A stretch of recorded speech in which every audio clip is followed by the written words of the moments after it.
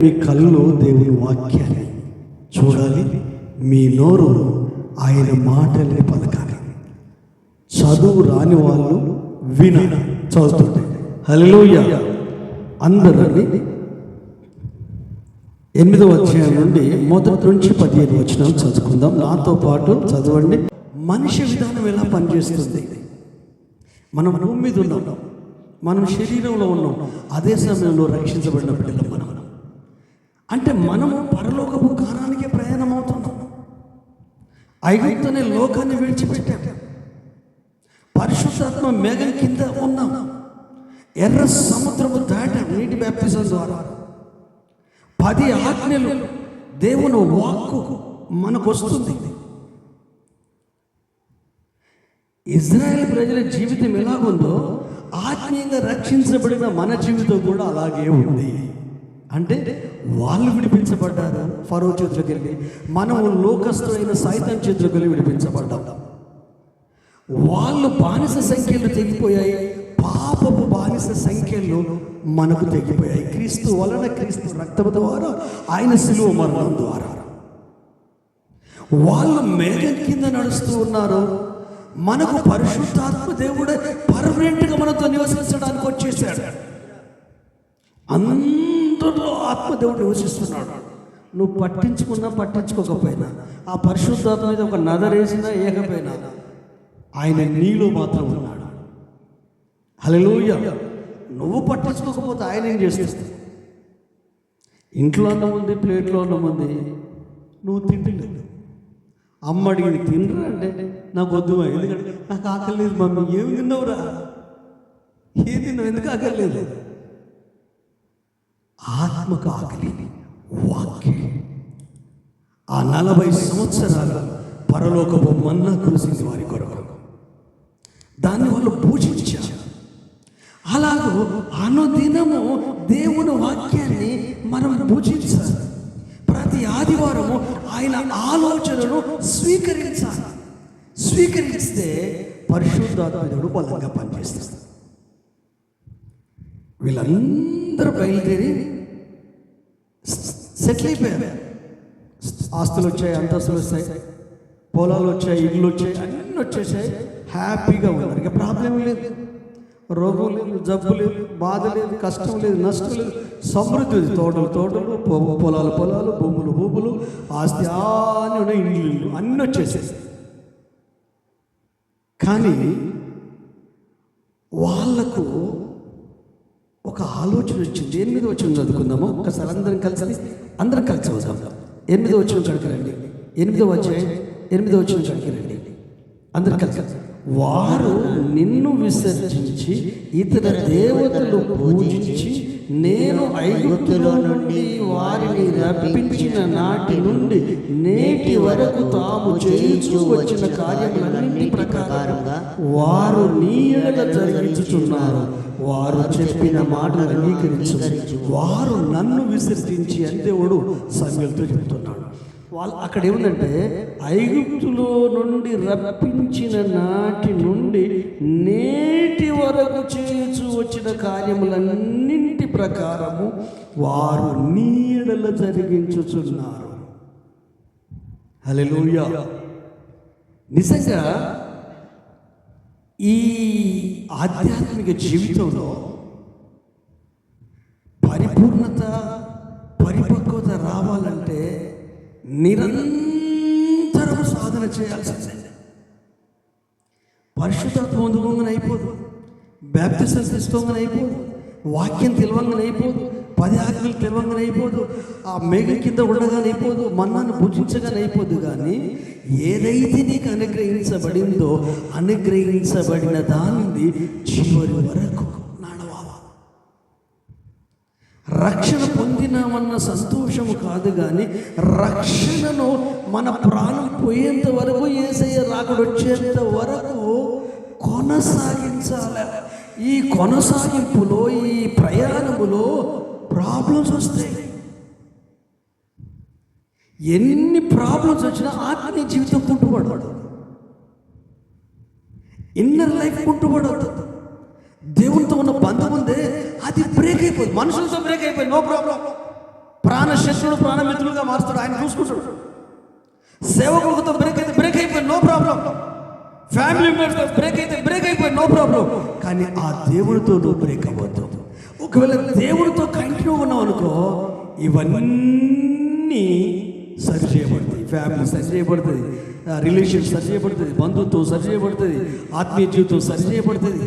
ఎందుకంటే ఆయన అన్ని నేర్పిస్తాడు కదా. క్షమించాలని నేర్పిస్తాడు, ఓర్చుకోమని నేర్పిస్తాడు, సహించమని నేర్పిస్తాడు. నేను భరించాను, నువ్వు భరించు. నేను అవమానాన్ని నిర్లక్ష్యం చేశాను, నువ్వు నిర్లక్ష్యం చేయంటాడు. నీ ఎదుట ఉంచబడిన ఆనందం కొరకు నువ్వు సిలువను శ్రమను సహించవచ్చు. ఎందుకంటే ఆయనతో ఉంది కదా. ఆయన ఎప్పుడు నేను రాంగ్ రూట్లో నడిపించవచ్చు. ఆ ప్రత్యక్షత సమయలు ఉంది. సమయలు రానంత వరకు ఇష్టమొచ్చినట్టు జీవిస్తున్నారు.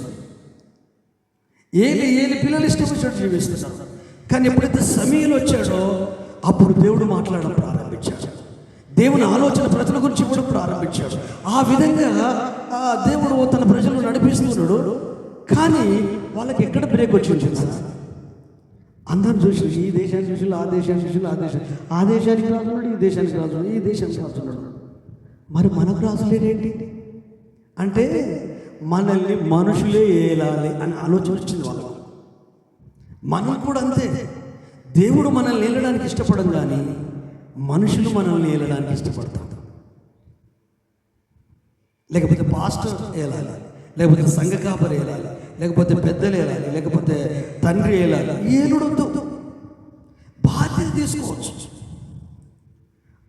తీసుకోవచ్చు. దేవుడు అప్పగిస్తాడు బాధ్యత తీసుకోవడం. ఆ బాధ్యతలో ప్రేమ ఉంటుంది, ఆ బాధ్యతలో సమర్పణ ఉంటుంది, ఆ బాధ్యతలో తగ్గింపు ఉంటుంది, ఆ బాధ్యతలో దీనత్వం ఉంటుంది, ఆ బాధ్యతలో మంచి మనసు ఉంటుంది. ఎందుకంటే ప్రేమ ఉంటుంది కదా. అయితే ఇక్కడ జరిగిన సంఘటన ఏంటో తెలుసా?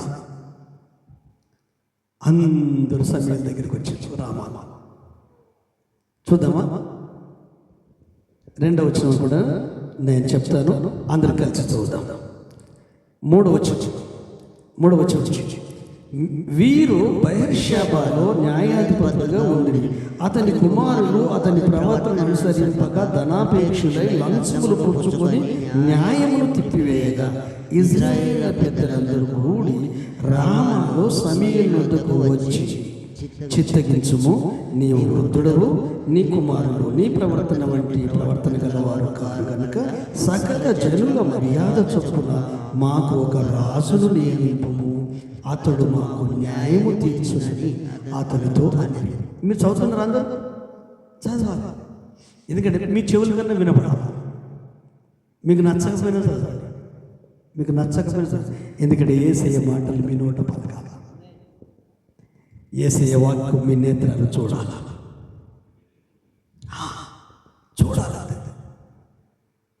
అది గాడ్స్ మైక్. మైక్లో చదువుకుంటే వాళ్ళు చదవండి, మైక్లో నో ప్రాబ్లం. నాతో కలిసి చదవండి, ఇబ్బంది వాళ్ళు ఒక్కరు చదవాలని అందరం చదువుతాం.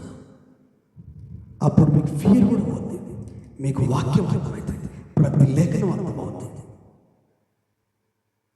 బైబిల్ తెచ్చుకోలేని వాళ్ళు మొబైల్ చూడండి, నో ప్రాబ్లం, మొబైల్ చూడండి. బైబిల్ తెచ్చుకోలేదు చూడండి, కానీ వాక్యం చదవాలి. అక్కడ ఏముందంటే వీళ్ళ దృష్టి ఎక్కడికి పోయిందంటే సమూయేలు మీదకి పోయింది, తర్వాత కొడుకుల మీదకి పోయింది. వీళ్ళ మీదకి పోవడానికి రీజన్ ఏంటంటే ఫస్ట్ సకల జనుల మర్యాద చొప్పున ఒక రాజు ఉండాలని వారికి మనసులు కలిగింది. వారికి మనసులు కలగడానికి రీజన్ ఏంటంటే దేవుణ్ణే వాళ్ళ జీవితంలోంచి నెట్టివేశారు, నడిపించిన దేవుణ్ణే పక్కకు పెట్టారు. ఎర్ర సముద్రం పాయలేసేసి దేవుణ్ణి వాళ్ళ హృదయం నుంచి వాళ్ళ మనసులో తీసి పక్కకు పెట్టారు. పప్పులోకి వెళ్ళి కరివేపాకు తీసేసినాడు. లేదు, హృదయం నిండిన దాన్ని బట్టి కదా నోరు మాట్లాడేది. హృదయంలో దేవుడు ఉంటే ఆయన గురించే మాట్లాడతాడు. హృదయంలో ఏదైతే 24 గంటలు నువ్వు ఏం మాట్లాడుతున్నావో అదే నీ హృదయంలో ఉన్నట్టు. అది మంచి కావచ్చు, చెడు కావచ్చు, అది ఏదైనా కావచ్చు. 24 అవర్స్ డివైడెడ్ చేసుకో, 7 రోజులు చూసుకో. ఆ 7 రోజుల్లో పని తీసేయి, తిన్నది తీసేయి, అన్నీ తీసేయి. ఎక్కువ ఏం మాట్లాడుతున్నావు చూసుకో. అంటే అదంతా నీ హృదయంలో ఉందన్నట్టు. వీళ్ళ మనసులో ఏముంది? సకల జనుల ఆచారాలు ఉన్నాయి. వీరి మనసులో ఏముంది? అన్ని దేశాలకు రాజు ఉన్నాడు, మనకు కూడా రాజు ఉండాలి. దేవుడు కోపం వచ్చి ఒక మాట అంటాడు, హోషేయ గ్రంథం తీయండి, హోషేయ గ్రంథం తీయండి.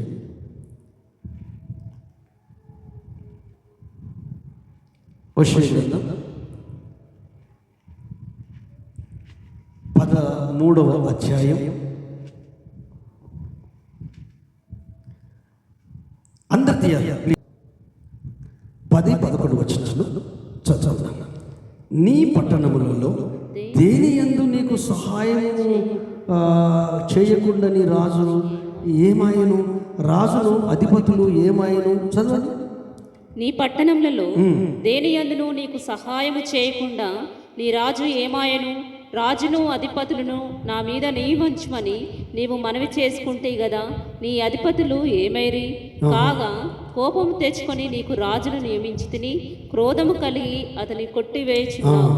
మరోసారి మనం అందరం కలిసి చదువుదాం. నీ పట్టణములలో దేని యందును నీకు సహాయం చేయకుండా నీ రాజు ఏమాయను, రాజును అధిపతులను నా మీద నియమించుమని నువ్వు మనవి చేసుకుంటేవి కదా, నీ అధిపతులు ఏమైంది?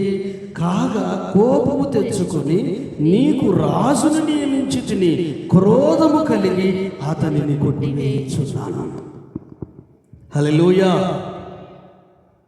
దేవుడు మాట్లాడిన విషయం ఏంటంటే, సమూయేలుతో వాళ్ళు కోరుకుంటున్నారు కదా, వాళ్ళు అడుగుతున్నారు కదా, నో ప్రాబ్లం, వారికి నువ్వు చేసేయి అని చెప్తాడు. కానీ దానికంటే ముందు ప్రజలు ఏమంటున్నారంటే, అయ్యా నువ్వు ముసలోడివి, నీవు ముసలోడివి. సరే, నీ కొడుకులు ఉన్నారు, 2 కొడుకులు, వాళ్ళు న్యాయాధిపతిగా నియమించవు, కానీ వాళ్ళు లంచగుండు అంటే డబ్బు మీద అపేక్ష కలిగిన వాడు, డబ్బు కొరకు వాళ్ళ వ్యక్తిత్వాన్ని చంపుకొని మూర్ఖంగా ప్రవర్తించడం వాళ్ళు.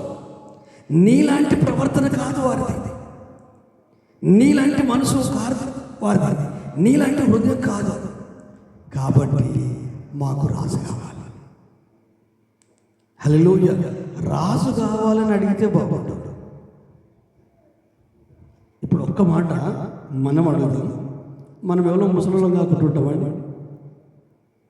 కొన్నిసార్లు వృద్ధులను చూసి ఇప్పుడు ఆయనని ఏమని పిలుస్తారు? యవనస్తుడా అని పిలుస్తారు. ముసలులమే. ఓరు ముసలుడు అంటే అది వేరే విధంగా అనిపింది, వృద్ధుడు అంటే అది వేరే వేరే.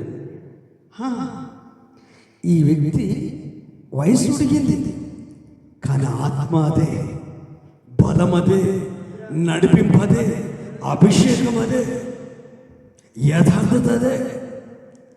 ఎందుకంటే దేవుడు సమూయేలుతో మాట్లాడడం ఆపివేయలేదు. ఏలితో ఆపివేసినట్టు, ఏలి కుమారులతో ఆపివేసినట్టు సమూయేలుతో దేవుడు మాట్లాడడం ఆపివేయలేదు. సమూయేలు కూడా దేవుడితో మాట్లాడడం ఆపివేయలేదు. నీతో దేవుడు మాట్లాడుతున్నాడా? లేక నీవు దేవుడితో మాట్లాడుతున్నావా? లేదు, ఎప్పుడో ఆపేసేదయ్యా. అప్పుడెప్పుడో కొత్తగా రక్షించబడ్డప్పుడు దేవుడు మాట్లాడేది, నేను దేవుడితో మాట్లాడేది, దేవుడు నాతో మాట్లాడేది. ఇప్పుడు అంతేం లేదు. ఎందుకంటే సంసారంలో చిత్రంలో పడితే ఆత్మీయ జీవితానికి ఏమైంది? నీ ఆలోచనకి ఏమైంది? నీ హృదయానికి ఏమైంది? నీ భక్తి జీవితానికి ఏమైంది? నీ భక్తిని అడ్డుకుంటూ ఎవరు ఉన్నారా? లేరే. నీ ఆత్మీయ జీవితాన్ని అడ్డుకుంటూ ఎవరు ఉన్నారా? నిన్ను అడ్డుకుంటారు కావచ్చు, నీ గుణాలను అడ్డుకుంటారు కావచ్చు, నీ వ్యక్తిత్వం అడ్డుకుంటారు కావచ్చు, కానీ నీ ఆత్మీయ జీవితాన్ని దాటేసి పాడు చేసే వాళ్ళు ఎవరు ఉన్నారా? నీ ఫ్యామిలీ, నీ కుటుంబంలో ఉండరు. మనమే పాడైతాం, మనమే చెడిపోతాం, మనమే ఆగమైపోతాం. ఎందుకంటే మన ఆధ్యాత్మిక జీవితాన్ని మనమే కట్టుకోవాలి. ఎవరు కట్టరు. నా జీవితాన్ని నేనే కట్టుకోవాలి, మీ జీవితాలు మీరే కట్టుకోవాలి. ఒకవేళ ఒకరు చెప్తే విని బతుకులు మార్చుకుంటున్నాం అయితే ఈరోజు ఈ ప్రపంచం ఎప్పుడో మారు. హల్లెలూయా. ఎవరైనా త్రోవ చూపించే వాళ్ళే, దారి చూపించే వాళ్ళే, చెప్పేవాళ్ళే, అర్థం చేయించే వాళ్ళే, ఎడ్యుకేట్ చేసే వాళ్ళే, టీచర్లు టీచింగ్ చేస్తారు. పిల్లలకు చదువు రావాలి, వాడు నేర్చుకోవాలి, వాడు ప్రయోజనం కావాలి, వాడు ఎగ్జామ్లో పాస్ కావాలి, వాడు కష్టపడి చదువుకోవాలి. చెప్పేంతవరకు టీచర్లది.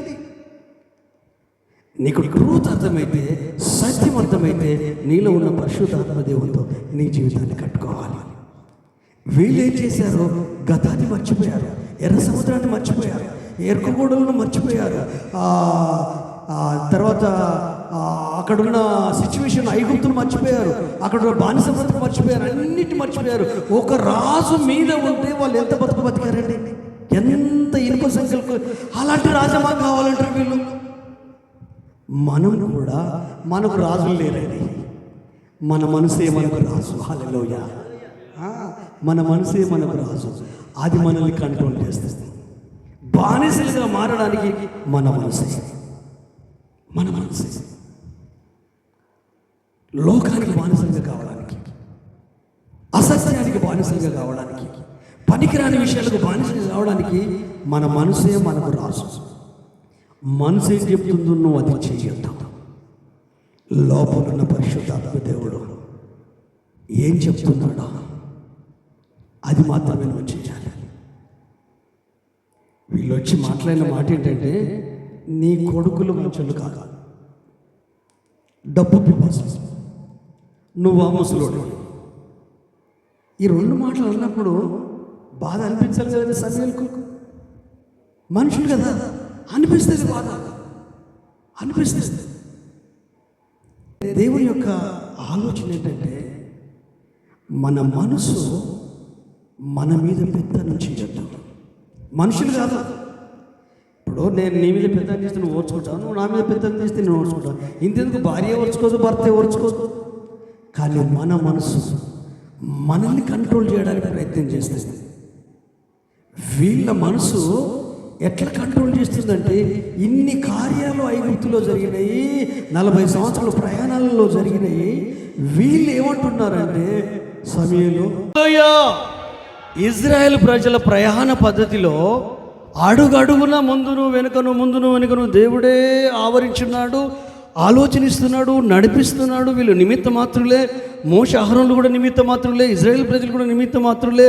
ప్రతి ఒక్కరిని ఆయన ఆలోచన చేత నడిపిస్తున్నాడు. అయితే ఏం జరిగింది తెలుసా? స్థలాలు, ఇండ్లు, పొలాలు అన్నీ వచ్చిన తర్వాత మనుషులు మా మీద అధికారులుగా ఉంటే బాగుండు. ఎప్పుడు కూడా మన ఫ్యామిలీలో కూడా చూడండి, ఇద్దరు భార్యాభర్తలు అయినా కూడా నీ భర్తను అడిగి చూడు, నేను నీ మీద అధికారం పెత్తనం చేస్తే నీకు నచ్చుద్దానే అని అడిగి చూడు. భార్యని అడిగి చూడు ఒకసారి, నేను నీ మీద పెత్తనం చేస్తే, అధికారం చెల్లిస్తే నచ్చుద్దా? కానీ బైబుల్ ఏమని చెప్తుందంటే, ఒకరు శిరస్సు, ఒకరు శరీరము, వీటికి అభినవ సంబంధం ఉంది. కన్ను చిన్నదైనంత మాత్రాన తక్కువ కాదు, చేతులు చిన్నగా ఉన్నంత మాత్రాన తక్కువ కాదు, మెదడు పెద్దదైనందుకు ఆలోచన అది ఎక్కువ కాదు. కానీ ఒకటే శరీరం, ఒకటే శరీరం. అందుకే ఆదాము వల్ల వివాహం అప్పుడు పురుషుడు తన తల్లిని తండ్రిని విడిచి తన భార్యను అత్తుకును, వారిద్దరూ ఏక శరీరం. అంటే ఏక శరీరం, వాళ్ళు 2 శరీరాల ఏక శరీరమే. కానీ ఇద్దరా? మరి ఎట్లా ఒక శరీరం ఎట్లయితుంది? అందాదా ఇద్దరు ఉంటారు కదా, ఏక శరీరం అని బైబిల్ చెప్తుంది. అంటే వాళ్ళ అభిప్రాయం ఒకటే, వాళ్ళ ఆలోచన ఒకటే, వాళ్ళ గమ్యం ఒకటే, వాళ్ళ మార్గం ఒకటే. అలాగే ఈ దేవుడు వీళ్ళ జీవితంలో అతి ప్రాముఖ్యమైన ప్రధాన పాత్ర. మోషని పిలిచింది దేవుడే, నడిపించింది దేవుడే, వాడుకున్నది దేవుడే, సంఖ్యలు తెంపింది దేవుడే, తెగులు తీసుకొచ్చింది దేవుడే, ఆ మన్నానిచ్చింది దేవుడే, ఆ ముందుకు నడిపించింది దేవుడే, 7 జాతులు వెళ్ళగొట్టి ఆ కట్టిన బిల్డింగ్లు ఇచ్చి తోటలను ఇచ్చింది దేవుడు. అన్ని చేసిన దేవుడు ఎక్కడ చోటు ఉంది వీళ్ళ హృదయంలో? ఇన్ని చేసిన దేవునికి ఎక్కడ చోటు ఉంది? ఎక్కడుంది చోటు? ఆయన చెప్తున్నాడు సమూయేలుతో, ఓ సమూయేలు, ఐగుప్తు నుండి వారిని విడిపించిన నాటి నుండి నేటి వరకు ఆ విగ్రహాలను పూజించడం వదిలిపెట్టలేదు, ఆ వాటిని అర్చించడం వదిలిపెట్టలేదు, వాళ్ళ కార్యాలు ఏమీ మార్పు రాలేదు, అలాగే ఉన్నారు. అయినా నువ్వు వారి కొరకు రాజుని ఏర్పాటు చేశాడు. కోపంతో ఏర్పాటు చేశాడట, క్రోధంతో ఏర్పాటు చేశాడట. హోషేయ గ్రంథంలో చదివాం. ఎందుకంటే దేవుడు ఎన్నుకున్న రాజు కాదు, ఎందుకు దేవుడు ఎన్నుకున్న రాజు కాదు అంటే, వీళ్ళు రాజు కావాలంటే వీడు చూస్తే సౌలు అవ్వబడ్డాడు. ఆ సౌలు తీసుకొచ్చి ఈయన మీ రాజు అని చెప్పాడు. ఆయన కోరుకున్న రాజుగా. హల్లెలూయా. కానీ ప్రపంచంలో 800 కోట్ల మందిలో నిన్ను నీ కుటుంబాన్ని ఆయన కోరుకున్నాడు. నీవు సౌలులాగా కాదు, దావీదులాగా నిన్ను కోరుకున్నాడు. ఏరి కోరి కోరుకొని నీకు రక్షణ ఇచ్చాడు. రక్షణ అనుభవంలో ఉన్న నీవు, పరలోక అనుభవంలో ఉన్న నీవు, పరదేశులుగా యాత్రికులుగా ప్రయాణంలో ఉన్న నీవు, విశ్వాస యాత్రలో పరమకారానికి సిద్ధమవుతున్న నీవు, కొన్ని పరిస్థితులు ఎదురైతాయి. ఎలాంటి వాళ్ళు ఎదురవుతారో, సమూయేలు కొడుకులు లాంటి వాళ్ళు ఎదురైతారు.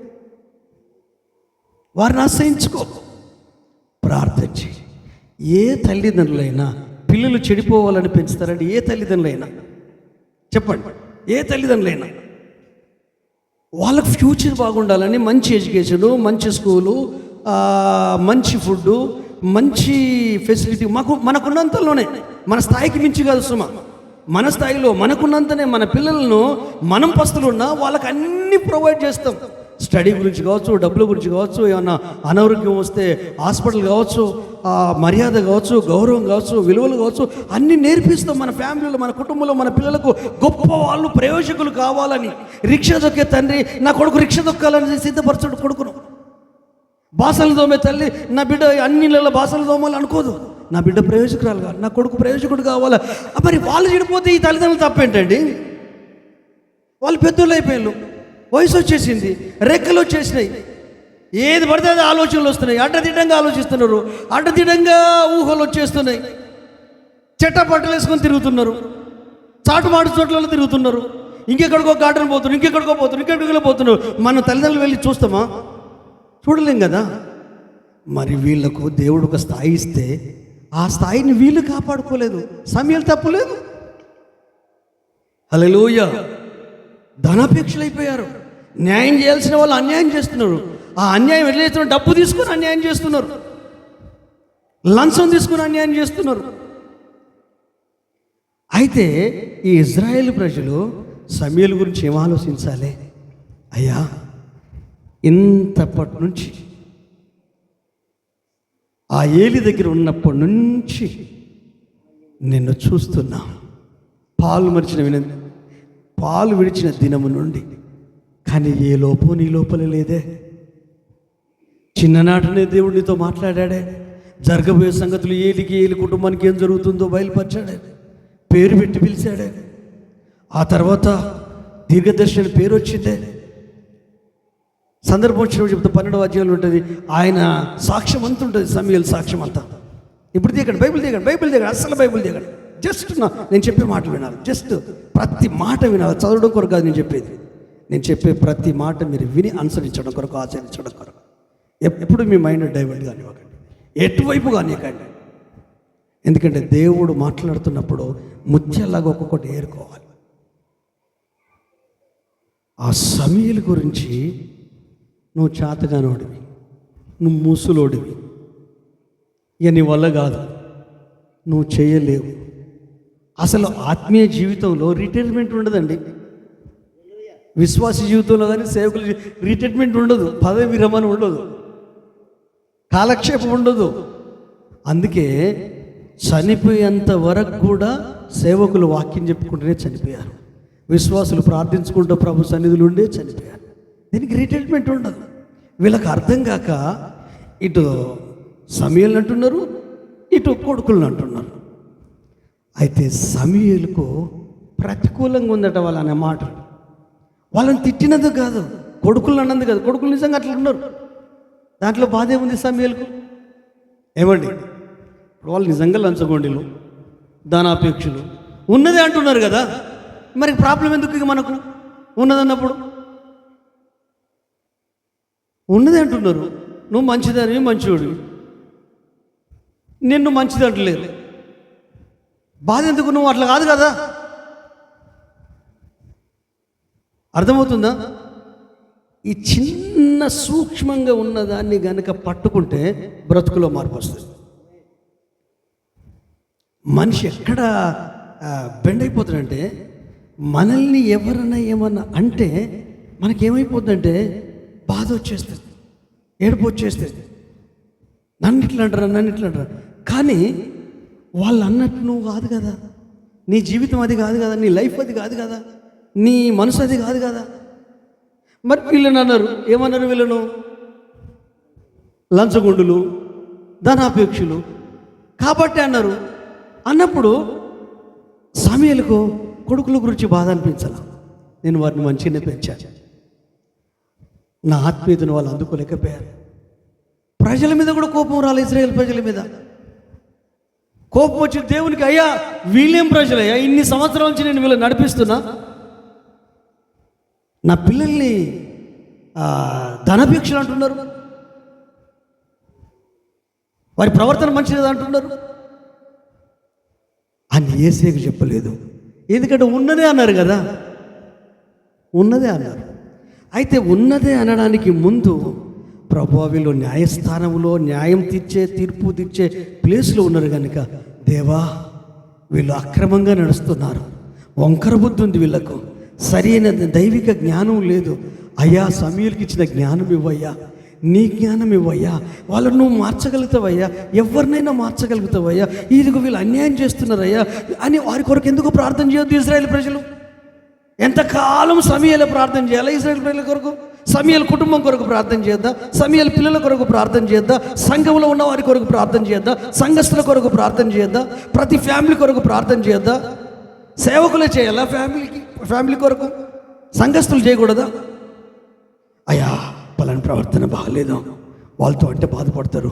అయ్యా ప్రవర్తన నీ ప్రవర్తన కాదయ్యా, నీకు సంబంధించింది కాదయ్యా, దైవికంగా వాక్యానికి సంబంధించింది, పరిశుద్ధాత్మకు సంబంధించి, అది నీ గుణం కాదు, నీ స్వభావం కాదు, కానీ ఇదంతా వేరే ఉందయ్యా, నువ్వు సహాయం చేయయ్యా, వారి లోపల మార్పును తీసుకురావా. రోమ సంఘానికి చెప్తాడు కదా పౌలు, ఏమని చెప్తాడు? మీ మనసు మారి నూతన మగుట వలన రూపాంతరం చెందాలి. నేనెవరిని మార్చలేనండి, మీరెవరు మార్చలేరండి, ఎవరిని మార్చలేము మనం. మార్చే దేవుని విషయాలు అర్థమైతే, మార్చు అని ఏ వ్యక్తికి అర్థమైందో అర్థమైన వ్యక్తి పరిశుద్ధాత్మకు అవకాశం ఇస్తేనే మారుస్తాడు. నన్నైనా మార్చడు, నేను అవకాశం ఇవ్వకపోతే. మిమ్మల్ని కూడా మార్చడు అవకాశం ఇవ్వకపోతే. నన్ను మార్చు అని అంటే అర్థమైతే నన్ను మార్చు ప్రభు అంటే మారుస్తాడు, కానీ లేకపోతే మార్చాడు. గిట్లనే వాక్యం ఏంటి పోవచ్చు, నేను గిట్లనే వాక్యం చెప్పవచ్చు, కానీ నేను మార్పును కోరుకున్నాను అనుకో. మీ లోపల మార్పును కోరుకోవడం కంటే నా లోపల నేను మార్పును కోరుకొని నాకు నేను మార్పు చెందుతూ ఉంటాంటే, ఈరోజు కాకపోయినా రేపు కాకపోయినా ఎల్లుండి కాకపోయినా ఇంకా 4 సంవత్సరాలు ఇంకా 10 సంవత్సరాలకైనా ఆ మార్పు ఎవరైతే పట్టుకుంటారో వాళ్ళను మారు అనాల్సిన అవసరం లేదు, దాని మీద ప్రసంగాలు కూడా చేయాల్సిన అవసరం లేదు. లైఫే మార్పు తీసుకొస్తాయి. అర్థమయ్యేదాకానే తిప్పల. అర్థమైందంటే నేను శుద్ధీకరణ కూడంలో చెప్పాను, గ్రంథాలయంలోకి మనం వెళ్తాం, చదివే అలవాటు ఉందా మీకు ఎవరికన్నా? గ్రంథాలయం ఇక్కడ దారిలోనే ఉంది, మేము వచ్చే దారిలో. చాలామంది అందులో కూర్చొని చదువుతుంటారు, అన్ని పుస్తకాలు ఉంటాయి గ్రంథాలయంలో, అన్నీ ఉంటాయి. అయితే అందులో పోయిన వాళ్ళు తెలిసిన వాళ్ళైనప్పటికీ, మనకున్న వాళ్ళైనప్పటికీ ఎవరి ధ్యాసలో వాళ్ళు ఉంటారు, చదువుకుంటారు, కానీ మాట్లాడరు. సైలెన్స్ ఉంటుంది. తలకాయలు ఇడితిప్పుడు ఏముండదు. వాళ్ళ పుస్తకం వాళ్ళంతే. ఎవరు వచ్చిండ్రు, ఎవరు నా పక్క చదువుతాను, ముందు ఎవరున్నారు, ఇదంతా ఉండదు. ఎవరి వ్యాపకంలో వాళ్ళు ఉంటారు. ఎవరైనా చెప్పారా వాళ్ళకు? గ్రంథాలయం అనగానే ఆటోమేటిక్గా మైండ్లోకి వచ్చేస్తుంది. మరి మందిరం అనగానే, దేవుని సన్నిధి అనగానే, దేవుని స్వరం అనగానే, దేవుని ఆలోచన అనగానే, ఈ ఆకారమా, ఈ ప్లేసా, ఈ రేకులా, ఈ ఫ్యానా, ఈ మైకా, ఇక్కడున్న దేవుని సన్నిధిని అనుభవించాలి. ఎవ్రీవన్, ప్రతి ఒక్కరు అనుభవించాలి. ఈ ప్రహార గోడల, ఈ చుట్టుపక్కల పరిసర ప్రాంతాల, అవి సెకండ్ నథింగ్. ఫస్ట్ గాడ్, ఆయనను కలుసుకోవాలి. ఎలా కలుసుకుంటాం, ఎలా దర్శిస్తాడు? ఈ ప్రజలు, ఇజ్రాయెల్ ప్రజలు, ఇన్ని మేళ్ళు పొందుకున్న ఈ ప్రజలు సమూయేలు గురించి ఆలోచించట్లేదు, కొడుకుల గురించి ప్రార్థించట్లేదు, కానీ అన్నిటికంటే ముఖ్యంగా వీళ్ళిద్దరి గురించి పక్కకు పెట్టి వారిని విడిపించిన దేవుని గురించి ఈసుమంతా ఆలోచన లేదండి. అసలు ఆశ్చర్య కార్యాలు జరిగినాక మనిషి మారిపోతాడు, అదేందో అర్థం కాదు. అంతకుముందు భయం ఉంటుంది, దేవుడు అద్భుతం ఆ రోజు భయం పోతుంది. వారం రోజులు జ్వరం వచ్చింది, టెస్ట్లోకి పోతే డెంగ్యూ ఫీవర్ అని తెలిసింది. డాక్టర్ అన్నాడు 3 రోజులు కూడా బతుకోడు, కణాలని చచ్చిపోయాడు. ఇక ఇక్కడ లేని భయం వచ్చేస్తుంది, భక్తి వచ్చేది, ప్రార్థన చేస్తున్నాడు, మొత్తం మీద బయటపడతాడు. సావు తప్పుద్ది. ఎందుకంటే ఇంటి పెట్టున్నాడు చనిపోయాడు, అదే డెంగ్యూ ఫీవర్తో ఇంటి పెట్టున్నాడు చనిపోయాడు. ముందు ఇక నెక్స్ట్ మనోడే, కానీ బ్రతికి బయటపడ్డాడు. ఎప్పుడు మాత్రము ప్రభువా, కానీ ఆ భయము నువ్వు బ్రతికున్నంత కాలం ఉండాలి, అది రియాలిటీ. అయితే మనం ఏంటంటే లోకంలో ఉంటాం కదా, సమస్య ఉంటాయి, కష్టాలు ఉంటాయి, పిల్లలు ఉంటారు, బాగానే ఉంటుంది. వీళ్ళు ఇంటి పక్కలో ఇంటి ముందులో ఎవరో మాట్లాడతారు, ఏదో వినపడితే ఏదో కనపడితే ఏదో ఈ ఆత్మీయత అనేది అడగండిపోద్ది. అందుకే 100కు 101 చెప్పే మాట ఏంటంటే, మీరు ఉదయం లేచినప్పుడు మేలులు గుర్తు చేసుకోండి. ప్రార్థన అంటే మేలులే గుర్తు చేసుకోండి. నీకు జరిగిన మంచిని గుర్తు చేసుకో, దేవుని సన్నిధిలో ఆయన శక్తిని, ఆయన బలాన్ని గుర్తు చేసుకో. మేలులు గుర్తొస్తే హృదయం సంతోషంగా ఉంటుందండి. బాధలు గుర్తొస్తే హృదయం కఠినమైపోద్దండి. అందరూ నిద్రలోనే చనిపోతున్నారు, కళ్ళు మూసిన వాళ్ళు లేపుతూ, మనం లేస్తున్నది మేలే. ఉదయకాలం నువ్వు లేవడంతో నీకు మెలుగు వచ్చింది అనుకో 4 గంటలకే, ప్రభువా నేను ప్రాణంతో ఉన్నా, నీకు వందనాలు ప్రభువా, హల్లెలూయా. అది మామూలు మేళ. నాకు వయసు ఉంది, నాకు బలం ఉంది, నాకు ఏ రోగం లేదు అనుకోకు. ఊరికే చనిపోయిన వాళ్ళు ఎంతోమంది ఉన్నారు, మరణించిన వాళ్ళు ఎంతోమంది ఉన్నారు.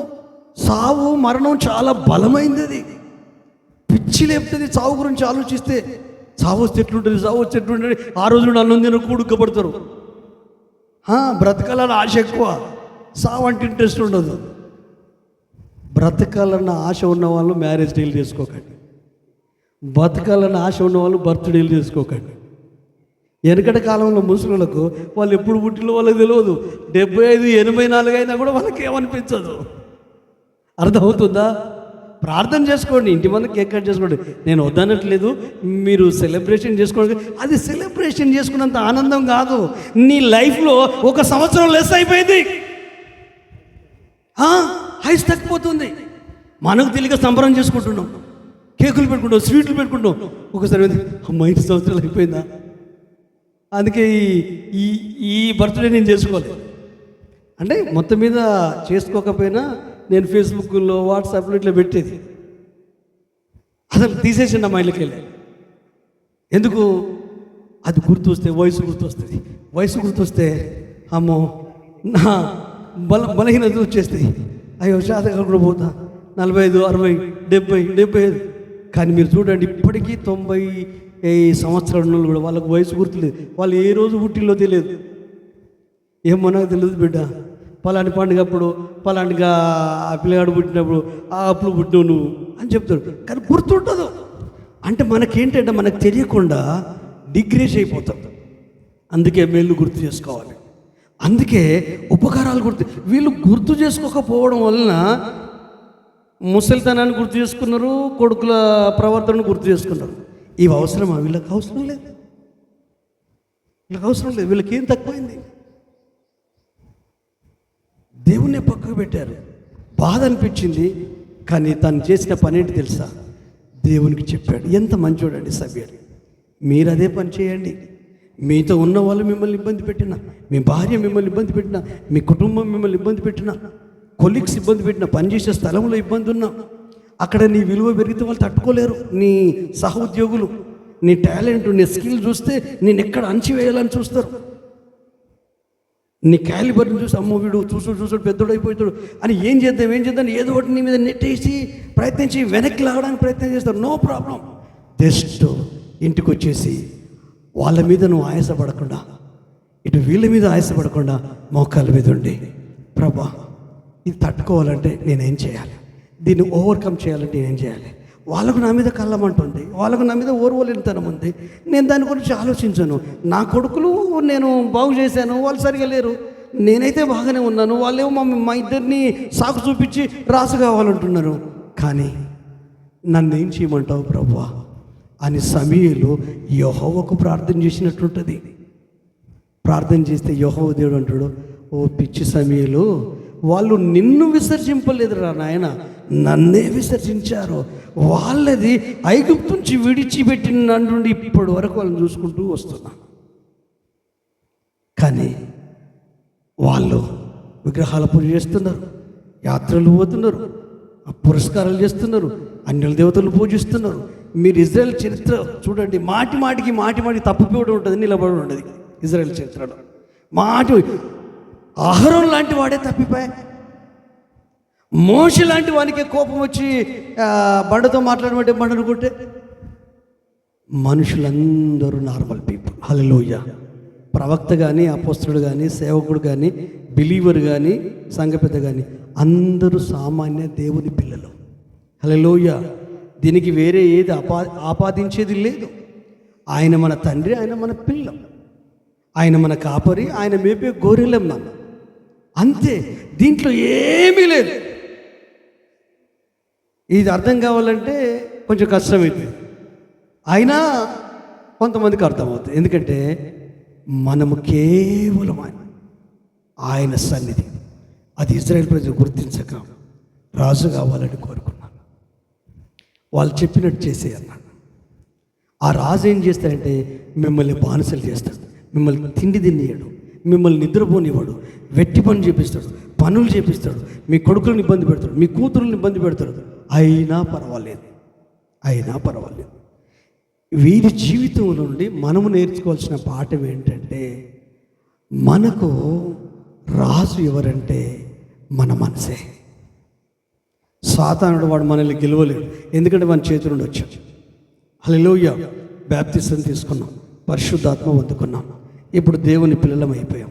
దేవుని పిల్లలం అయిపోయిన తర్వాత పౌలు చెప్పింది ఏంటంటే ఆత్మానుసారమైన మనసు, శరీరానుసారమైన మనసు. కానీ శరీరం అని ఉండదు, ఆత్మానుసారమైన మనసు.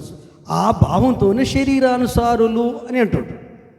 కానీ శరీరం మంచిదండి, మన శరీరం మంచిది. ఇదొక యంత్రం, ఇదొక యంత్రం, కాకపోతే దీనికి ప్రాణం ఉంది. దీనిదే పొరపాటు ఉండదండి. మీకు ఒక అద్భుతమైన విషయం చెప్తా, ఎప్పుడు ఆకలి అయితే అప్పుడు తినండి. ఉద్యోగాలు పోయేటోళ్ళకు ఒక టైం పెట్టుకోండి, వాళ్ళు టైం పెట్టుకోవాలి, ఎందుకంటే దీని టైంకి వెళ్ళిపోవాలి కదా. అయితే ఎప్పుడు ఆకలి అయితే అప్పుడు తినారనుకో ఏ ప్రాబ్లం ఉండదు. లేకపోతే 4 బుక్కలు ఆకలి మంటాం కదా, తినగానే ఆకలి తీరినట్టు అనిపిస్తుంది, ఇక ఆపేయాలి, తినొద్దు అన్నాం. ఎందుకంటే బాడీ అంతే తీసుకుంటుంది. కానీ మనం ఏం చేస్తాం, కర్రీ బాగుంది కదా, ఇంకో ముద్దు ఎక్కువ తింటా. అప్పుడు ఏమైపోతుంది, మన బ్రెయిన్ మీద పడుతుంది, మన మనసు చురుగ్గా ఉండదు, మన ఆలోచనలు చురుగ్గా ఉండవు, మన తలంపులు చురుగ్గా ఉండవు. ఈ శరీరం మత్తు కలగించేటట్టు బ్రతకడం కొరకు తినాలి, అలాగని పీకల దాకా తినొద్దు. 100% కర్రీ ఎట్లున్నా, అన్నం ఎట్లున్నా కడుపులో పడేయండి. కొంతమంది అన్నం తినరు. దేవుని వాక్యం అర్థమైనా అర్థం కాకపోయినా జస్ట్ మింగు, నమిలి మింగు. దేవుని ఆలోచనలు అర్థమైనా అర్థం కాకపోయినా, నీకు అర్థం కాకపోయినా అనుసరించు. నీకు అర్థమైనా అర్థం కాకపోయినా నువ్వు ఫాలో అవుతూ ఉండు. ఒకరోజు నీ మనోనేత్రాలు తెరవబడతాయి, తేటగా దారి తెలుస్తుంది. ప్రతి ఆలోచన దేవుడు వచ్చే ఆలోచనను అర్థం చేసుకోగలుగుతావు, గ్రహించగలుగుతావు. అది సమూయేలుకు ఉంది, అది కొడుకులకు లేదు. అందుకే భ్రష్టులు అయిపోయాడు, అందుకే కుటుంబాన్ని కాపాడలేకపోయాడు, అందుకే అది ఏలి కాపాడుకోలేకపోయాడు, కొడుకులు కూడా పాడైపోయాడు. కొన్నిసార్లు ఆత్మీయంగా ఉన్న ఫ్యామిలీలలోనే ఆత్మీయత ఉండదు. ఎవరో ఒక్కరు ఆత్మీయంగా ఉంటారు, ఆ కుటుంబాలలో ఆత్మీయత ఉండదు. వాళ్ళు సేవకులు అవ్వచ్చు, విశ్వాసులు అవ్వచ్చు, వాళ్ళు ఎవరైనా అవ్వచ్చు, దేవుని ఎరిగిన పిల్లలు. అందుకే ఆయన మన మీద బాధ్యతతో కూడిన అవకాశము మనం ఆయనకిస్తే ఆయన మనల్ని నడిపిస్తాడు. చాలాసార్లు ఇంట్లో కానీ బయట కానీ ఎక్కడ పోయినా మనకు నచ్చినట్టే మనం ఉండాలనుకుంటాం. మనకు నచ్చినట్టు ఉండాలనేది ఏ రోజు చచ్చిపోతో ఆ రోజు అసలు నువ్వేంటో నీకు తెలుస్తుంది. బైబిల్ చెప్తుంది, గల్తీలకు రాసిన పత్రిక 2వ అధ్యాయము 20వ వచనంలో పౌలు చెప్పిన మాటలు వండర్ఫుల్గా ఉంటుంది. ఎంత వండర్ఫుల్ మాట అంటే, నేను క్రీస్తుతో కూడా సిలువ వేయబడి ఉన్నాను, ఇకను జీవించువాడను నేను కాను, క్రీస్తే నాయందు జీవించుచున్నాడు. నేనిప్పుడు శరీరమందు జీవించుచున్న జీవితము నన్ను ప్రేమించి నా కొరకు తన్ను తాను అప్పగించుకొనిన దేవుని కుమారుని యందలి విశ్వాసము వలన జీవించుచున్నాను. ఇది మనం అందరం చెప్పగలిగే స్థితికి ఎదుగుదుముగాక. ఎవరు చెప్తారండి? ఇప్పుడు జీవించేది నేను కాదు, క్రీస్తే నా యందు జీవిస్తున్నాడు. అంత ధైర్యం దమ్ము ఎవరికుంది చెప్పండి? ఎవరికుంది?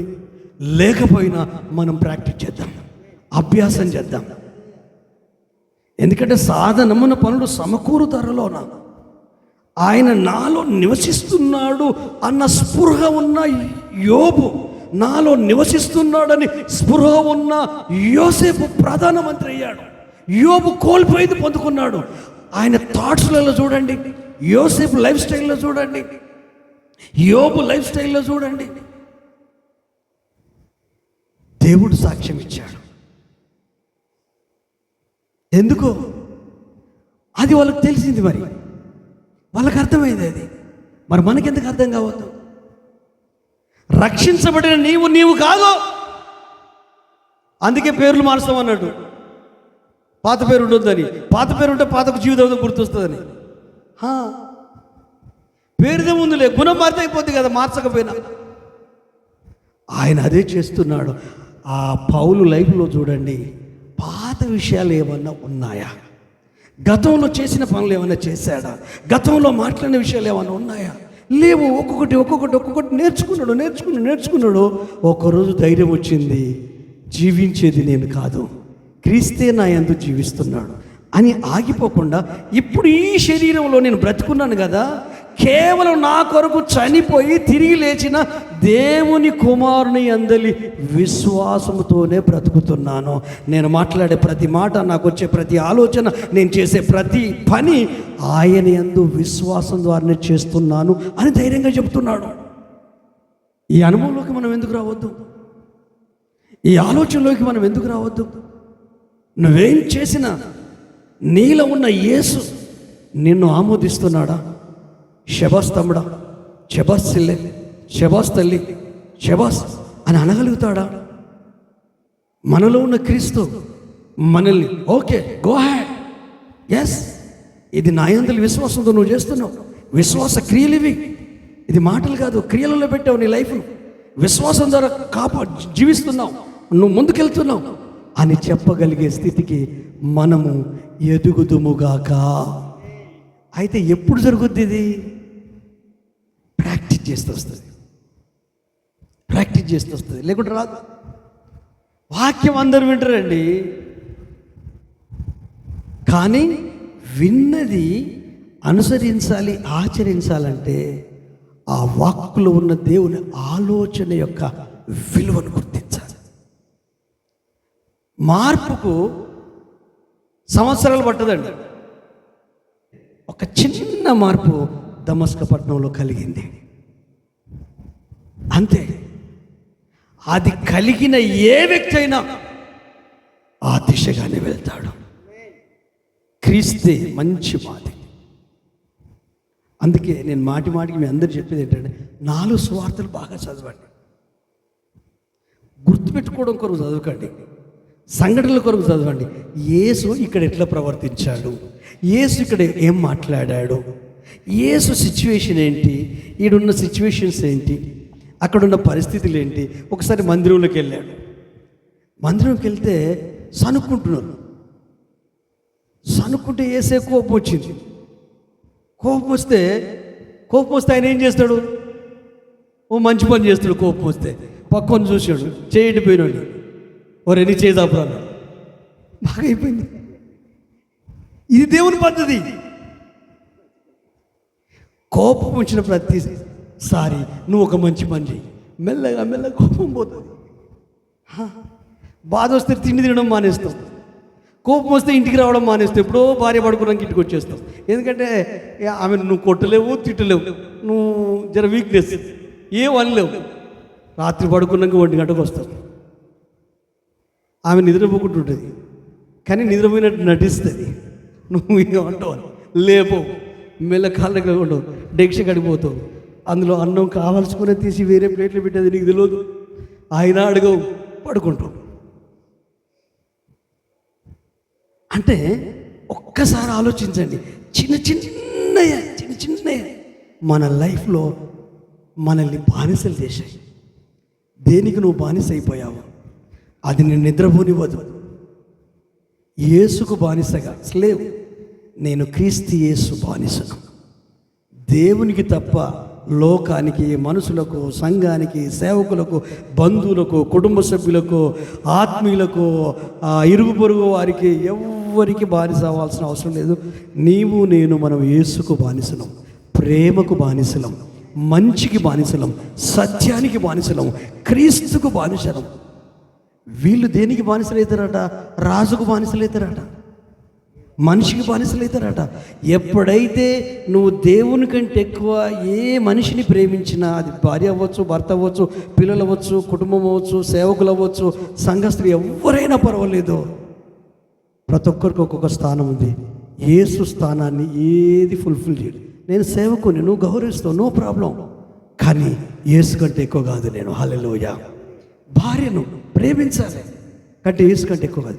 పిల్లల్ని ప్రేమించాలి, యేసే కంటే ఎక్కువ కాదు. అయితే మన దరిద్రం, మన దౌర్భాగ్యం ఏంటంటే అన్నిటిని ఎక్కువ ప్రేమిస్తాం, ఒక యేసుని మాత్రమే తక్కువ ప్రేమిస్తాం.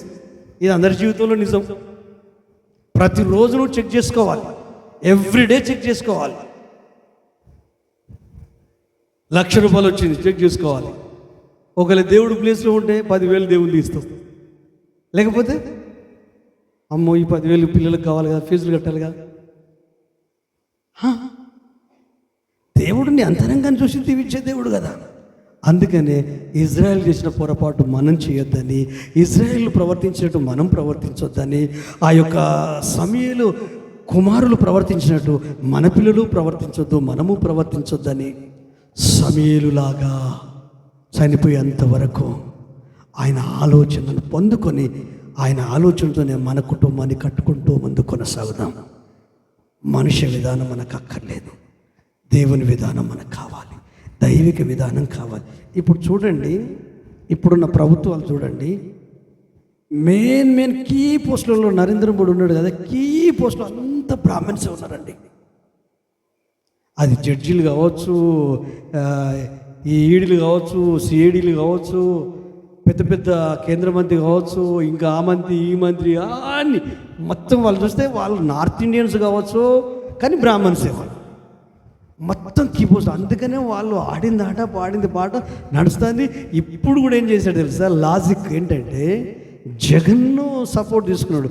రేపొద్దున ఈ కూటమి మొండి చేసి చూపించిన మనోని సీట్లు ఇతనికి ప్లస్ అవుతాయి, సీటు మీద ఉంటాడు. ఎందుకు ఇవన్నీ చెప్తున్నా?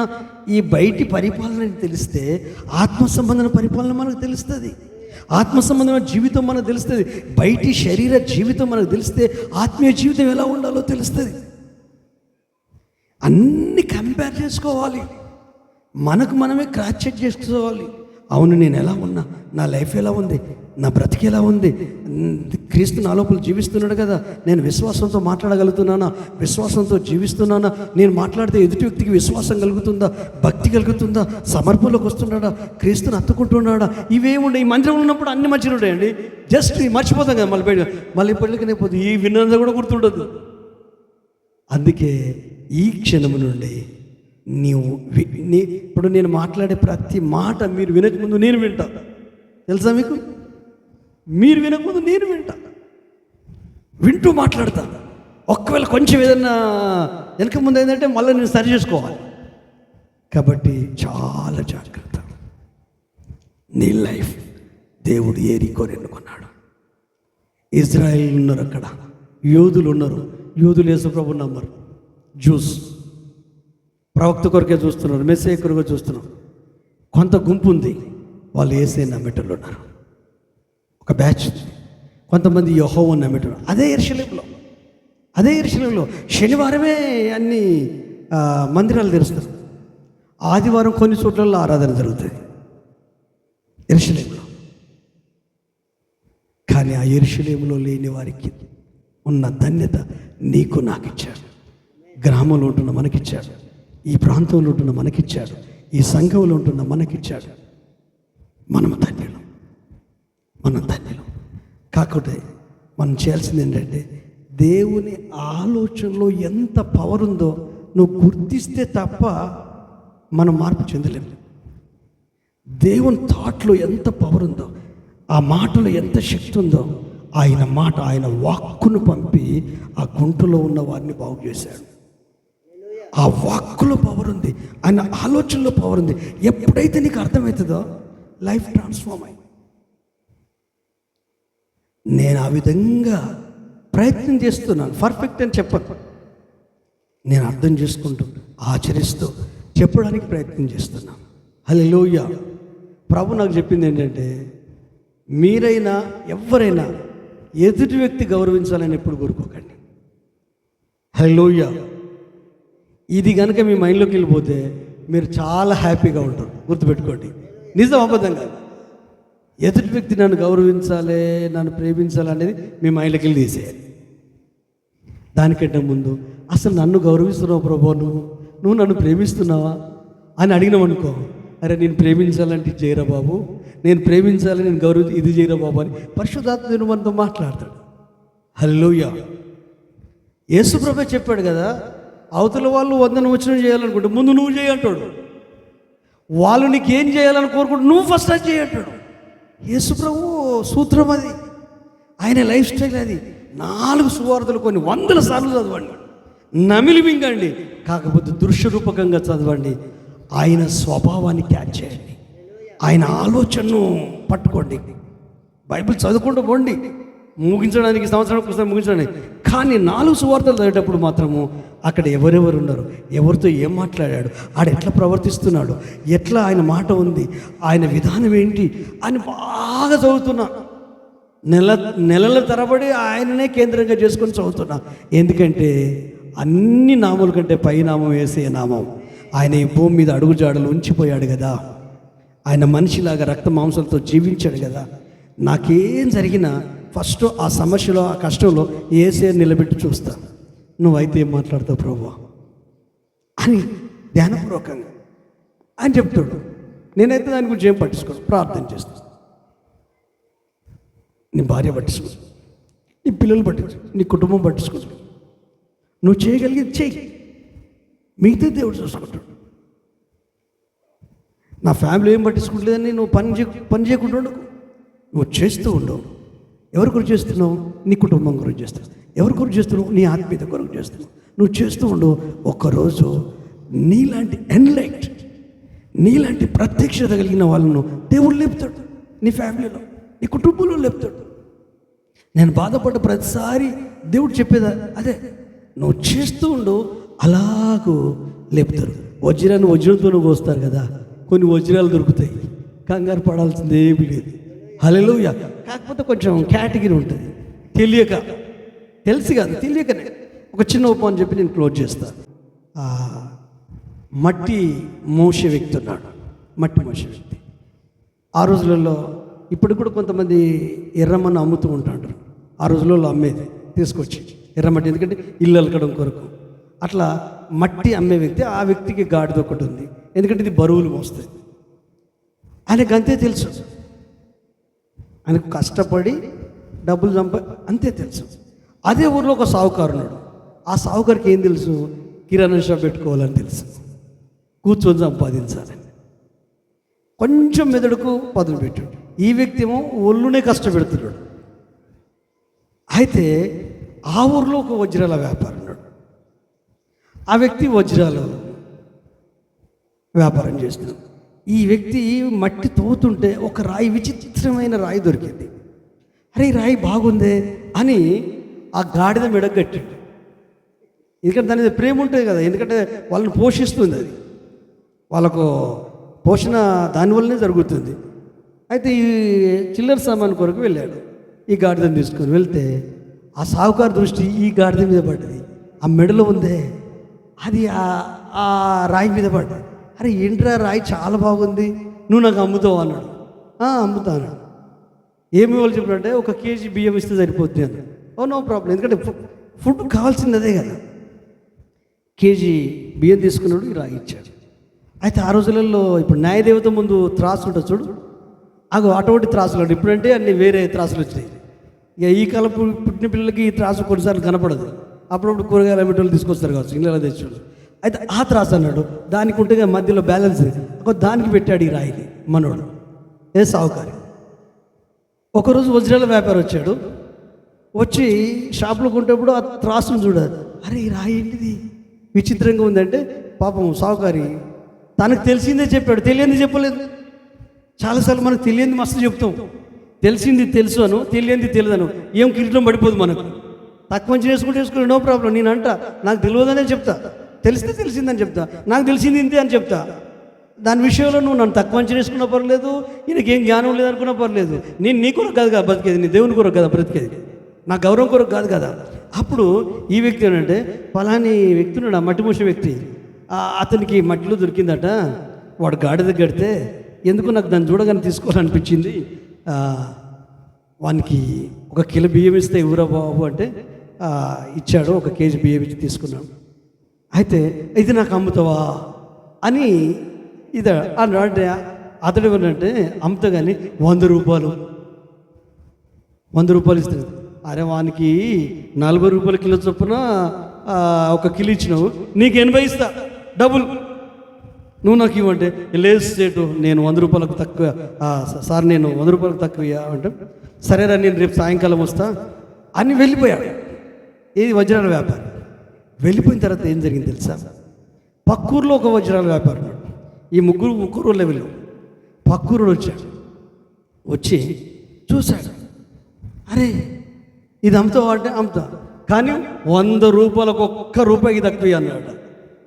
వాడు అణమెత్తడు తీసి ఇచ్చేసాడు, తీసుకొని పోయాడు. రేపు ఈవినింగ్ మనోడు వస్తాడు కదా, వచ్చాడు. అరే బాబుగా ఏమైంది, అది ఇచ్చేసేయి, ఆ రాయి ఇచ్చేసేయి అంటే లేదు అది నిన్నే నువ్వు అటు పోగానే ఒక వ్యక్తి వచ్చిండు తీసుకొని వెళ్ళిపోయాడు, 100 రూపాయలకి ఇచ్చేసినాడు. ఒరే మూర్ఖుడా, 100 రూపాయలు కాదు వజ్రంరా అంటున్నాడు.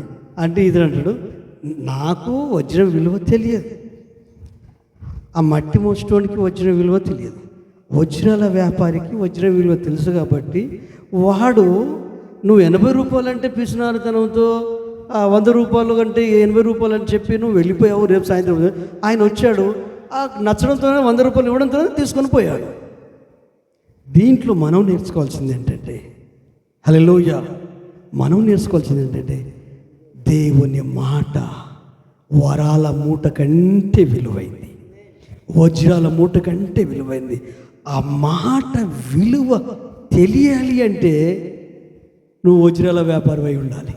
హల్లెలూయా, నువ్వు కష్టపడాల్సిన అవసరం లేదు. పరిశుద్ధాత్మ దేవుడు ఆ జ్ఞానం మనకిస్తాడు. పరిశుద్ధాత్మ దేవుడు బైబిల్ రాసిపెట్టాడు. పరిశుద్ధాత్మ దేవుడే మన అంతరంగంలో ఉన్నాడు. పరిశుద్ధాత్మ దేవుని మీద అనుకో, పరిశుద్ధాత్మ దేవునికి నువ్వు రాజుగా అనుకో. నీ మనసును పరిశుద్ధాత్మ దేవునికి అప్పగించు, నీ ఆలోచనను పరిశుద్ధాత్మకు అప్పగించు. ఎడ్యుకేట్ చేస్తాడు, గైడ్ చేస్తాడు. ఇప్పుడు నీకు నాకు దేవుని కంటే గొప్ప జ్ఞానం ఉందా? మనకు ఓపిక లేక మనమే నిర్ణయాలు తీసుకుంటాం. కానీ ఆయన అడుగు, సమయాలు అడిగినట్టు అడుగు. నా కుటుంబాన్ని నేను ఎట్లా సాకాలి ప్రభా, నా పిల్లల్ని నేను ఎట్లా పెంచుకోవాలి ప్రభా, ఈ అప్పు నుంచి ఎట్లా బయటపడాలి ప్రభా, ఈ కుటుంబంలో నేను ఎట్లా ముందుకెళ్ళాలి ప్రభా, నా బంధువులతో, నా రక్త సంబంధులతో నా సత్సంబంధాలను ఎట్లా కట్టుకోవాలి ప్రభా, నా ఫ్యామిలీలో నేను ఎట్లా నీ ఆనందాన్ని అనుభవించగలగాలి, నా కుటుంబం అంతా కలిసి నీ సన్నిధిలో ఎట్లా ఆనందించాలి, ఆరాధించాలి. అడుగు, ప్రభు ఇస్తాడు. వివేకాన్ని ఇస్తాడు, జ్ఞానాన్ని ఇస్తాడు, అభిషేకాన్ని ఇస్తాడు. ఆత్మీయులకు మాత్రమే వాటి విలువలు తెలుస్తాయి. హల్లెలూయా. నేను చెప్పే ప్రతి మాట విలువ ఆత్మీయులకు మాత్రమే తెలుస్తుంది. శరీరంలో ఉన్న వారికి అర్థం కాదు. ఒట్టి వాక్యం చెప్పాడు అనిపిస్తుంది. వజ్రాల వ్యాపారికి వజ్రాల విలువ తెలిసినట్టు ఆధ్యాత్మికంగా ఎదిగిన వాళ్ళే, పరిశుద్ధాత్మ సహాయంలో ఉన్న వాళ్ళకే ప్రతి మాట వాళ్ళు పట్టుకోగలుగుతారు. వాళ్ళ లైఫ్ ట్రాన్స్ఫార్మ్ అవ్వడానికి అవకాశం ఇవ్వగలుగుతారు. ఈ ప్రపంచంలో ఎవరిని మార్చరండి. పవన్ కళ్యాణ్ అన్నాడు, నేను మార్చేస్తా, మార్పు అన్నాడు. సరే చూద్దాం, అవినీతి లేకుండా ఉంటుందా? లంచం లేకుండా ప్రభుత్వాలు జరుగుతాయా? కొన్ని ఏళ్ళ నుండి నడుస్తుంది, కూకటి వెలతో పాతుకొని పోయింది. కానీ మన జీవితం మార్చుకోవడం మన చేతిలోనే ఉంది. మన బ్రతుకు మార్చుకోవడం మన చేతిలో ఉంది. లోకం చేతిలో లేదు, ఇంకెవరి చేతిలో లేదు, నీ చేతిలో ఉంది. నువ్వు మారాలి అని నీ మనసులో అనుకోవాలే కానీ పరిశుద్ధాత్మ దేవుడు ఆ దారి నీకు చూపిస్తాడు, ఆ త్రోవ నీకు చూపిస్తాడు, ఆ ఆలోచన నీకు ఇస్తాడు. నువ్వెన్ని వాక్యాలు విన్నా నేను మారను, నేను ఇంతే, నా వ్యక్తిత్వం ఇంతే, నా గుణం ఇంతే, నా బ్రతికింతే, నా లోపల మీరు మార్పు కోరుకోవాలనుకోవడం మీ భ్రమ అని అనుకుంటే దేవుడు కూడా ఏం చేయలేడు. నేను అనుకుంటున్నాను ఇంకా నేను చేంజ్ కావాలని, ఇంకా నేను మారాలని, ఇంకా నా లోపల మార్పు రావాలని. నువ్వు అనుకుంటున్నావా? నీ మాట తీరు, నీ లైఫ్ స్టైల్, నీ వ్యక్తిత్వం చేంజ్ కావాలి. వ్యక్తిత్వమే మారాలి. మార్చేది యేసయ్య మాత్రమే. నేను మార్చలేను, మీరు మార్చలేరు, మీరు నన్ను మార్చలేరు, నేను మిమ్మల్ని మార్చలేరు. కానీ మనల్ని మార్చేది మాత్రం యేసయ్యనే. ఎప్పుడు నువ్వు అవకాశం ఇచ్చి చూడు, నువ్వు ఆలోచించి చూడు. జక్కయ్యకి కొన్నో చిన్న థాట్ ఎప్పుడు వచ్చింది తెలుసా? యేసయ్య గురించి విన్నప్పుడు వచ్చింది, అతని వ్యక్తిత్వం గురించి విన్నప్పుడు వచ్చింది, అతని మనస్తత్వం గురించి విన్నప్పుడు వచ్చింది. అతడు ఏం మాట్లాడుతున్నాడో అలాగే జీవిస్తున్నాడు. ఆయన ఏ కార్యాలు చేశాడో ఆ కార్యాలు చేసినట్టుగానే ఆయన లైఫ్ని చూశాడు. అవన్నీ తెలుసుకున్న మనిషికి చూడాలనిపిస్తే ఇంట్లో ఉండబుద్ధి అయితే లేదు. ఆయన ఎలా ఉంటాడో చూడాలనుకున్నాడు. ఒకరోజు వస్తున్నాడని తెలిసింది, బయలుదేరితే పాడు లోకం అడ్డుగా ఉంది, చూడనివ్వట్లేదు. పొట్టుడు కదా, నాకంటే చిన్నగా ఉండొచ్చు. రే నువ్వు పాపివిరా, ఇలాంటి వాడు వేసేని చూస్తావురా అని ఎంతమంది ఏమన్నారో. కానీ రాసి పడలేదు. మేడి చెట్టు ఎక్కాడు, చెట్లు ఉన్నాడు. అయితే ఇదంతా ఎవరు చూస్తున్నారు? యేసయ్య చూస్తున్నాడు. వాక్యం చెప్తున్నా, నా మనసును యేసయ్య చూస్తున్నాడు, వింటున్న మీ మనసును యేసయ్య చూస్తున్నాడు, నా వ్యక్తిత్వాన్ని యేసయ్య చూస్తున్నాడు, మీ వ్యక్తిత్వాన్ని యేసయ్య చూస్తున్నాడు. ఇప్పుడు మన ఇద్దరం ఎవరికి జవాబుదారులము? యేసయ్యకు జవాబుదారులము. యోసేపులాగా ఉన్నతమైన స్థానానికి ఎదుగుదామా? యోబులాగా కోల్పోయిన పొందుకునే స్థితిలో ఉండగలుగునట్లు మనం ముందు కొనసాగుదామా?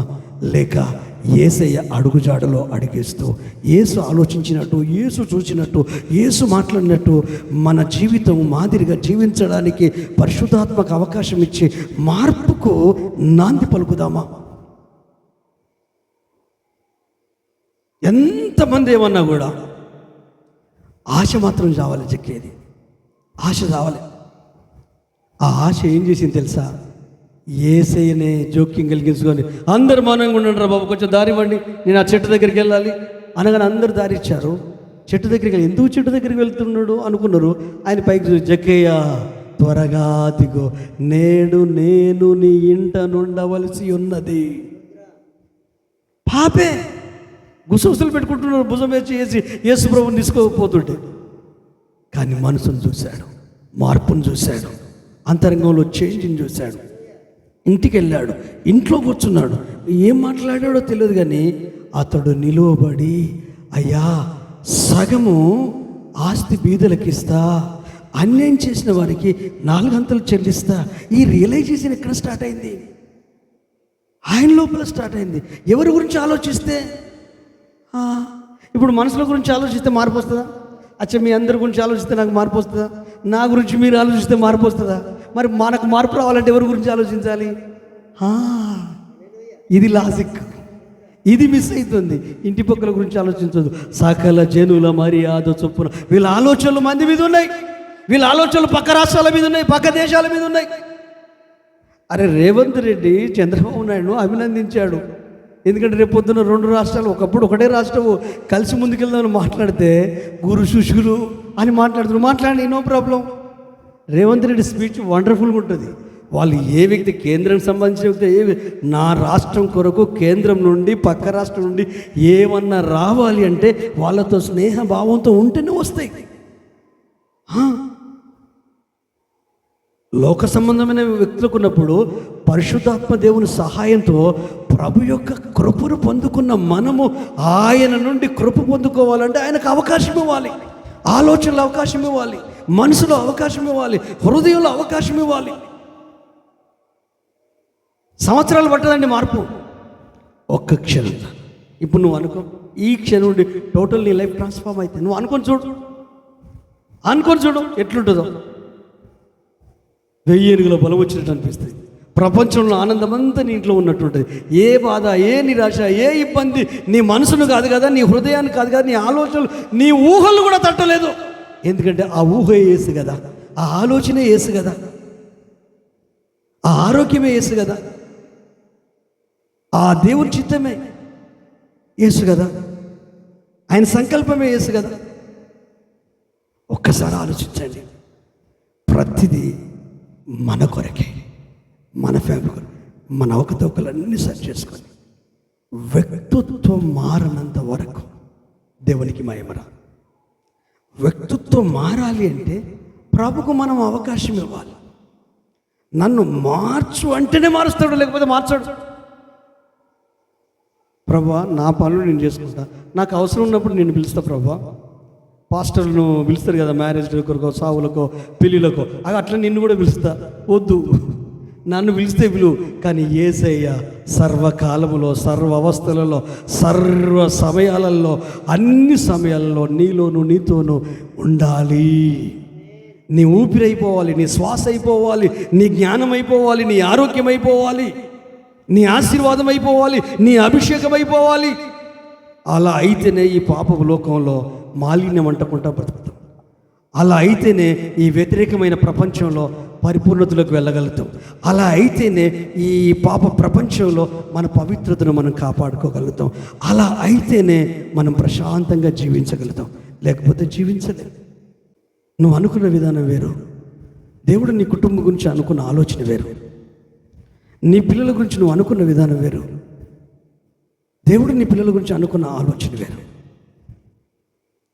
నిజంగా హన్నా పిల్లలు లేరని బాధపడేది, తోటి సవతిని ఇబ్బంది పెట్టేది, ఈసరించేది, తనను తాను గాయపరుచుకునేది, ఉపవాసం ఉండేది, భర్తను వేధించేది, మానసికంగా కృంగదీసేది.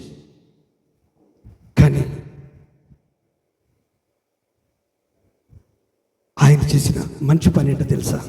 మందిరంలోకి తీసుకెళ్ళాడు, ఆరాధనకు తీసుకెళ్ళాడు, బలర్పించడానికి తీసుకెళ్ళాడు, శీలోములో దేవుని మందిరం ఉంది కదా, మందిరంకు తీసుకెళ్ళాడు. ఏటేటా తీసుకెళ్తున్నాడు. అక్కడ దేవుని సన్నిధి ఉంటుంది కదా, అక్కడికి వెళ్తే దేవుని సన్నిధి లేదు, దేవుని మహిమ లేదు.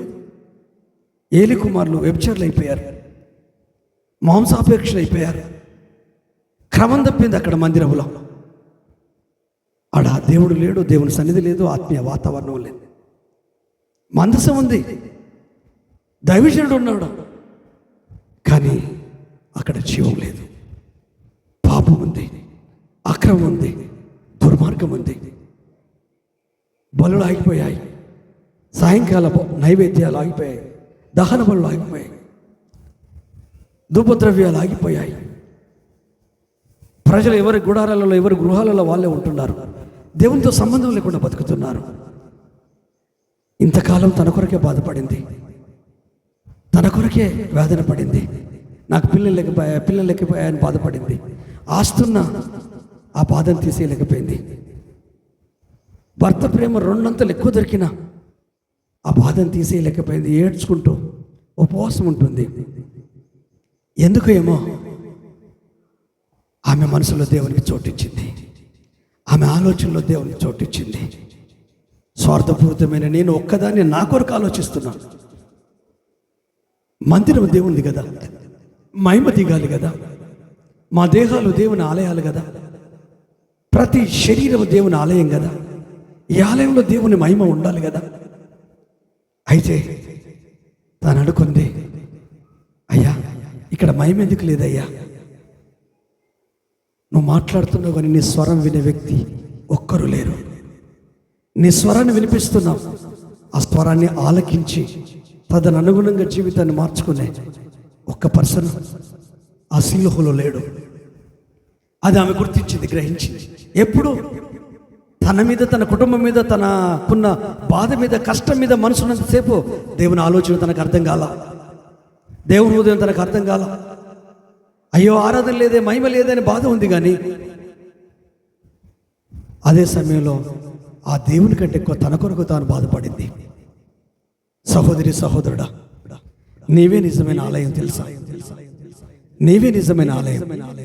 ఆ ఆలయంలో మహిమ ఉండాలి, ధూప ద్రవ్య నైవేద్యాలు ఉండాలి, ఉదయకాల బలులు, సాయంకాల బలులు, మధ్యాహ్న బలులు ఉండాలి. ఉదయకాల, మధ్యాహ్న, సాయంకాల ప్రార్థనలు ఉండాలి, మందిరంలో ప్రార్థనలు ఉండాలి, వ్యక్తిగత ప్రార్థనలు ఉండాలి, కుటుంబ ప్రార్థనలు ఉండాలి. ఎందుకంటే నీ దేహం ఆలయం కదా. ఆ దేహంతో దేవుణ్ణి మహింపరచాలి, నీ నేత్రాలతో దేవుణ్ణి మహింపరచాలి, నీ ఆలోచనలతో దేవుణ్ణి మహింపరచాలి, నీతో దేవుణ్ణి మహింపరచాలి, నీ శరీరంతో దేవుణ్ణి మహింపరచాలి, నీ హృదయంతో దేవుణ్ణి మహింపరచాలి.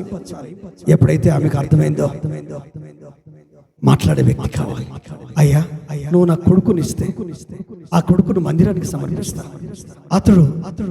అతనితో నువ్వు మాట్లాడొచ్చు, అతడు నీతో మాట్లాడతాడు, ప్రజల క్షేమం జరుగుద్ది. అలాగే ఈరోజు నువ్వు తీర్మానం తీసుకుంటావా?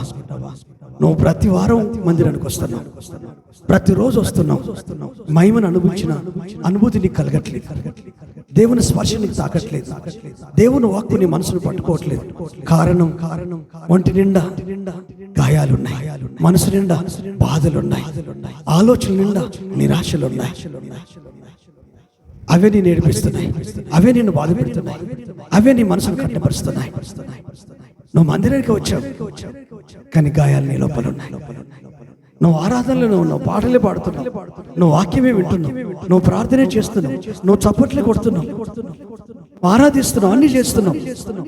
కానీ హన్నాలాగా నీ సొంత ఇష్టాలంటే నిన్ను బాధ పెట్టే కష్టాలు, ఇష్టాలంటే నువ్వే నీ కష్టాన్ని గొప్ప చేసుకొని, నీ ఇబ్బందిని గొప్ప చేసుకొని, నీ దుఃఖులను గొప్ప చేసుకొని, నీ ఆర్థిక ఇబ్బందులు గొప్ప చేసుకొని, న్యాయాన్ని గొప్ప చేసుకొని, అవమానాన్ని గొప్ప చేసుకొని, మోసాన్ని గొప్ప చేసుకొని, వాటితోనే కాలం వెలువస్తున్నావేమో. పిల్లలు లేకపోయా అని హన్నా బాధపడ్డట్టు నీవు బాధపడవేమో. నీ కుటుంబం కొరకు, నీ వ్యక్తిగత జీవితం కొరకు, నిన్ను, నీ మనసును, నీ శరీరాన్ని బాధపెట్టే విషయాల కొరకే 24 గంటలు ఆలోచిస్తూ నీ జీవితాన్ని గడుపుతున్నావేమో. అన్న మనసును తెరిచినట్టు ఈరోజు నీ మనసును తెరిచాడు. అన్న ఆలోచనలు ముట్టినట్టు ఈరోజు నీ ఆలోచనలు ముట్టాడు. దేవునితో మాట్లాడడానికి ఆత్మీయంగా విశ్వాసంతో నింపబడతావా? దేవుని స్వరం వినడానికి నీ కుటుంబంలోనే మహిమ దిగాల. కుటుంబంలో దిగడానికి ముందు నీ లైఫ్లో మహిమ దిగాల, నీ జీవితంలో మహిమ దిగాల, నీ లోపల మార్పు స్టార్ట్ అవ్వాలా. ఆ మార్పు నీ భార్య లోపల రావాలి, ఆ మార్పు నీ పిల్లల లోపల రావాలి. మార్పు చెందిన కుటుంబం మందిరంలోకి వస్తే మిగతా కుటుంబాల్లో మార్పులు రావాలా. మన వ్యక్తిత్వాన్ని వదిలేద్దాం, మన ఇష్టాలను వదిలేద్దాం, మన ఆలోచనలు వదిలేద్దాం. ప్రభు ఆలోచనకు అప్పగించుకుందాం, పరిశుద్ధాత్మకు అప్పగించుకుందాం. ఆయనే మనకు రాజు, ఆయనే మనకు నాయకుడు, ఆయనే మనల్ని నడిపించేవాడు, ఆయనే మనకు గైడ్ చేసేవాడు, ఆయనే మనల్ని బలపరిచేవాడు. అడుగుదామా ప్రభును? అడుగుదామా? 2 చేతుల పైకి అడుగుదామా? హల్లెలూయా. ప్రభు నీ సహాయం నాకు కావాలయ్యా. సమయంలాగా నేను ప్రార్థిస్తానయ్యా. మా పిల్లలు పాడైపోవచ్చు, మా భార్య పాడైపోవచ్చు, మా భర్త పాడైపోవచ్చు, మా ఇల్లు పాడైపోవచ్చు, మాకు కుటుంబం పాడైపోవచ్చు. కానీ పాడైపోయిన ప్రతిదాన్ని బాగు చేసే నీవు మాకుండగా, చెడిపోయిన ప్రతిదాన్ని బాగు చేసే నీవు మాకుండగా, చెడిన మనసును బాగు చేసే దేవుడు నీవు ఉండగా మాకేంటయ్యా? మేము రికవర్ అవుతాం, మేము బలం పొందుకుంటాం, మహిమ మందిరాలుగా మార్చబడతాం, పరిశుద్ధ మందిరాలుగా మార్చబడతాం, పరిశుద్ధ కుటుంబాలుగా మార్చబడతాం, పరిశుద్ధ వ్యక్తులుగా మార్చబడతాం. నీ కృప నాకు దయచేయవా? అడుగుదామా? ఎవరికి వారి అడుగుదామా?